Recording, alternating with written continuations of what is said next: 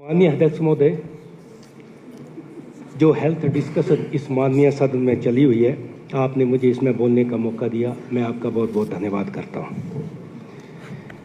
मैं शॉर्ट में ही बोलूँगा।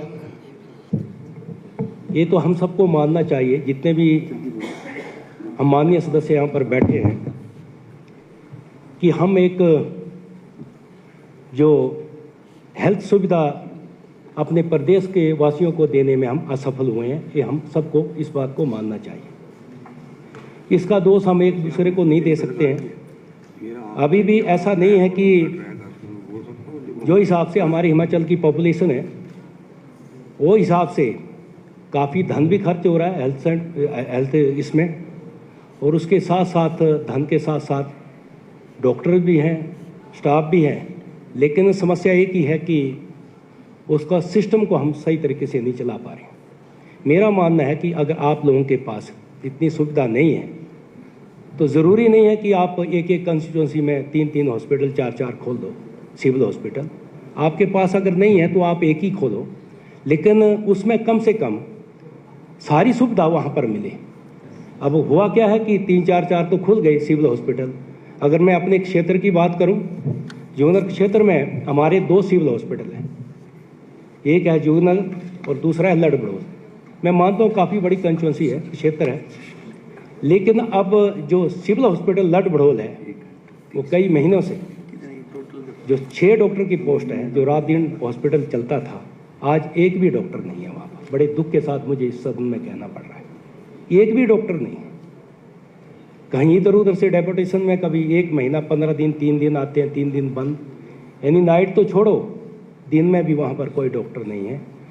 आदरणीय स्वास्थ्य मंत्री यहाँ पर बैठे हैं, प्लीज़, मुझे नहीं लगता कि आपके पास जो प्रशासन के जो अधिकारी हैं, मैं मानता हूँ कि मंत्री जी का ध्यान इतना नहीं जाता है, लेकिन उनके पास सारा नॉलेज है।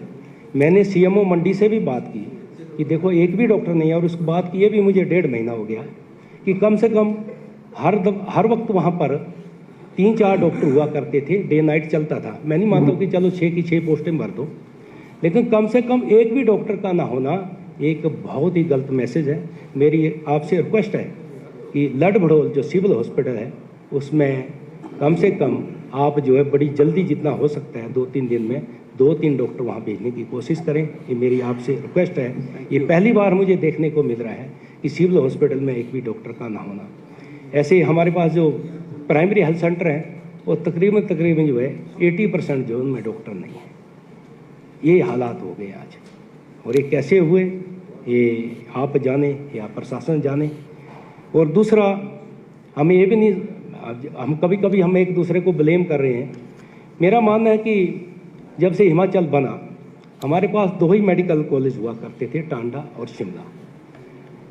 जो 1966 में जब वो हमारा शिमला का जो हॉस्पिटल खुला था, मेडिकल कॉलेज खुला था, उसके बाद टांडा 96 में, मुझे लगता है उसका भी वो टाइम कॉलेज चला।